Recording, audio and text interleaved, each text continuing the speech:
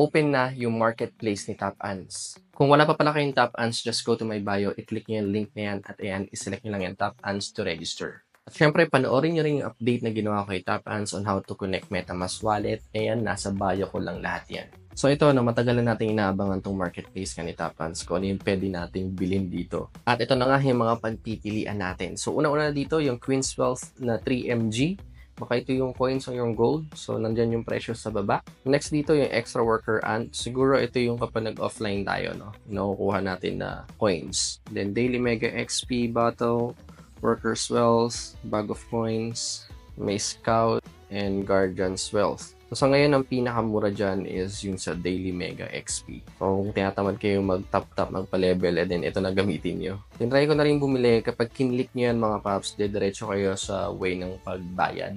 So, merong options dyan.